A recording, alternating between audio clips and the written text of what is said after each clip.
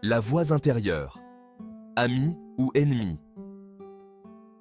Comment vous parlez-vous à vous-même dans les moments d'erreur ou de difficulté? Vous offrez-vous des paroles de réconfort et de compréhension?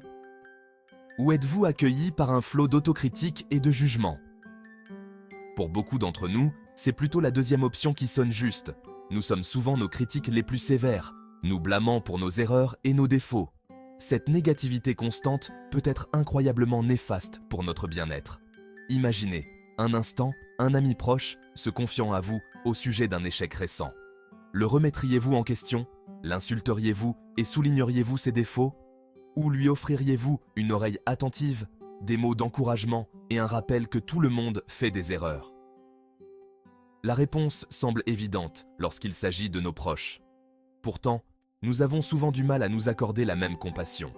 Cette différence dans la façon dont nous nous traitons nous-mêmes par rapport aux autres est au cœur de l'autocompassion. Il s'agit de reconnaître que nous sommes tous des êtres imparfaits, capables de faire des erreurs et de subir des revers. Il s'agit de nous traiter avec la même gentillesse, la même attention et la même compréhension que nous offririons à un ami cher. Le premier pas vers la cultivation de l'autocompassion est de prendre conscience de notre dialogue intérieur. Faites attention aux mots que vous utilisez lorsque vous vous parlez à vous-même, en particulier dans les moments difficiles. Sont-ils bienveillants et encourageants ou durs et critiques? Une fois que vous êtes conscient de vos schémas, vous pouvez commencer à les modifier pour tendre vers une plus grande autocompassion. L'illusion de la perfection, les attentes irréalistes de la société. Notre monde moderne glorifie souvent la perfection. Les fils d'actualité des réseaux sociaux regorgent d'images léchées de réussite, de beauté et de bonheur. Nous sommes bombardés de messages qui nous disent que nous devons être plus minces, plus riches, plus productifs et plus populaires. Cette pression constante pour atteindre un idéal irréaliste peut nous donner l'impression d'être inadéquats et alimenter notre autocritique. La vérité est que la perfection est une illusion. Personne n'est parfait. Tout le monde fait des erreurs, connaît des revers et fait face à des défis. Viser un idéal inaccessible ne fait que nous préparer à la déception et au doute de soi. Il est important de se rappeler que notre valeur ne dépend pas de nos réussites ou de notre capacité à répondre aux attentes de la société. Nous sommes tous dignes d'amour et de compassion, quelles que soient nos failles ou nos imperfections. Au lieu de courir après une norme impossible, nous pouvons choisir d'accepter nos imperfections et de célébrer nos qualités uniques. Ce changement de perspective nous permet de nous libérer des chaînes des attentes sociétales et de cultiver un sentiment d'estime de soi plus authentique. N'oubliez pas que vous n'êtes pas défini par vos erreurs ou vos défauts perçus. Vous êtes une œuvre en cours, en constante évolution et apprentissage. Profitez du voyage, imperfection comprise. L'autocompassion, un acte radical de bonté. L'autocompassion ne consiste pas à se laisser aller ou à ignorer ses défauts. Il ne s'agit pas de devenir indulgent envers soi-même ou narcissique. Au contraire, l'autocompassion consiste à se traiter avec la même gentillesse, la même attention et la même compréhension que l'on offrirait à un bon ami. Il s'agit de reconnaître que nous sommes tous des êtres imparfaits, dignes d'amour et de compassion, même lorsque nous faisons des erreurs. Il existe une idée fausse très répandue selon laquelle l'autocompassion équivaut à la complaisance. Rien n'est plus faux. L'autocompassion ne consiste pas à accepter la médiocrité ou à renoncer à ses objectifs. En réalité, des études ont montré que l'autocompassion est en fait un puissant facteur de motivation pour un changement positif. Lorsque nous sommes bienveillants envers nous-mêmes, nous sommes plus susceptibles de prendre soin de notre bien-être physique et émotionnel. Nous sommes plus susceptibles d'adopter des comportements sains, de nous fixer des objectifs réalistes et de persévérer face aux difficultés. L'autocompassion nous procure la résilience émotionnelle dont nous avons besoin pour naviguer dans les hauts et les bas de la vie, apprendre de nos erreurs et devenir la meilleure version de nous-mêmes. La véritable autocompassion implique 3 composantes essentielles: la bienveillance envers soi-même, l'humanité commune et la pleine conscience. La bienveillance envers soi-même signifie se traiter avec chaleur et compréhension, plutôt qu'avec un jugement sévère. L'humanité commune nous rappelle que nous ne sommes pas seuls dans nos combats. Tout le monde connaît la douleur, l'échec et la déception. La pleine conscience consiste à observer nos pensées et nos sentiments sans jugement, en les accueillant avec acceptation et curiosité. Section 4. Accueillir l'imperfection. accepter nos limites et nos frontières. L'un des aspects les plus puissants de l'autocompassion est sa capacité à nous aider à accepter nos limites. Nous avons tous des forces et des faiblesses, et il est important de les reconnaître et de les honorer. Essayer d'être bon en tout, ou de plaire à tout le monde est la recette idéale pour l'épuisement professionnel et la déception. L'autocompassion nous encourage à fixer des limites saines et à donner la priorité à notre propre bien-être. Elle nous permet de dire non aux demandes qui épuisent notre énergie ou qui compromettent nos valeurs. Elle nous donne le pouvoir de demander de l'aide lorsque nous en avons besoin, en reconnaissant que nous n'avons pas à tout faire tout seul. Accepter nos limites ne signifie pas que nous renoncions à notre potentiel.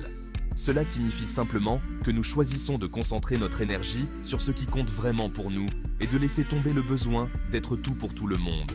Cela nous permet de vivre de manière plus authentique et de ressentir un plus grand épanouissement dans nos vies. N'oubliez pas que vous n'êtes pas une machine. Vous êtes un être humain avec des limites et des besoins. Il est normal de faire des pauses, de se reposer et de se ressourcer. En fait, c'est essentiel pour votre bien-être. Section 5. Lâcher prise. Trouver la paix dans l'inconnu. La vie est intrinsèquement incertaine. Quels que soient les efforts que nous déployons pour contrôler chaque aspect de notre vie, il y aura toujours des défis et des déceptions inattendues. Ce manque de contrôle peut être une source majeure d'anxiété et de stress. L'autocompassion nous aide à naviguer dans l'incertitude avec plus d'aisance et de grâce. Elle nous rappelle que nous ne contrôlons pas tout et que ce n'est pas grave. Elle nous encourage à nous abandonner au moment présent, à accepter ce qui est plutôt que de ressasser le passé ou de nous inquiéter de ce qui pourrait arriver. Lorsque nous lâchons prise sur le besoin de tout contrôler, nous nous ouvrons à de nouvelles possibilités et expériences. Nous devenons plus adaptables, plus résistants et mieux armés pour faire face à ce que la vie nous réserve. Section 6. Faire taire le critique intérieur, surmonter le syndrome de l'imposteur. Le syndrome de l'imposteur, ce sentiment omniprésent d'être un imposteur, malgré des preuves de réussite, est une expérience courante, en particulier chez les personnes qui réussissent. C'est cette petite voix persistante au fond de notre tête qui nous dit que nous ne sommes pas assez bons, assez intelligents ou dignes de nos réalisations. L'autocompassion est un antidote puissant au syndrome de l'imposteur. Lorsque nous nous traitons avec gentillesse et compréhension, nous sommes moins susceptibles de croire le discours intérieur négatif qui alimente ces sentiments d'inadéquation. Nous commençons à reconnaître notre propre valeur, indépendamment de la validation externe ou de la comparaison aux autres. Au lieu de nous concentrer sur nos défauts et nos lacunes perçues, l'autocompassion nous encourage à célébrer nos réussites et à reconnaître nos forces. Elle nous rappelle que nous sommes tous des œuvres en cours et que faire des erreurs est un élément inévitable du processus d'apprentissage. En faisant taire le critique intérieur et en acceptant notre moi authentique, nous pouvons nous libérer de l'emprise du syndrome de l'imposteur et déployer notre plein potentiel. Section 7. La révolution de l'autocompassion, cultiver une croissance authentique. Dans un monde qui privilégie souvent l'autocritique et la compétition, choisir l'autocompassion est un acte révolutionnaire. C'est une rupture radicale avec le statu quo. Une décision consciente de nous traiter avec la même gentillesse et la même attention que celle que nous accordons aux autres. Cultiver l'autocompassion n'est pas un événement ponctuel. C'est une pratique continue qui exige de la patience, de la persévérance et la volonté de remettre en question nos schémas d'autocritique profondément ancrés. Il s'agit d'être là pour nous-mêmes, même lorsque nous ne sommes pas à la hauteur de nos propres attentes. Les récompenses de l'autocompassion sont profondes. Lorsque nous sommes bienveillants envers nous-mêmes, nous connaissons un plus grand bien-être émotionnel, des relations plus fortes et une résilience accrue face à l'adversité. Nous sommes mieux équipés pour gérer le stress, surmonter les difficultés et vivre une vie plus épanouissante. L'autocompassion n'est pas un signe de faiblesse ou d'auto-indulgence. C'est un signe de force, de courage et d'un engagement profond envers notre propre bien-être. C'est le fondement d'une croissance authentique qui nous permet d'accepter nos imperfections, d'apprendre de nos erreurs et de devenir la meilleure version de nous-mêmes. Commencez dès aujourd'hui par vous offrir un petit acte de gentillesse. Pardonnez-vous une erreur du passé. Adressez-vous des paroles d'encouragement. Célébrez vos réussites, aussi petites soient-elles. N'oubliez pas que vous êtes digne d'amour et de compassion, tel que vous êtes.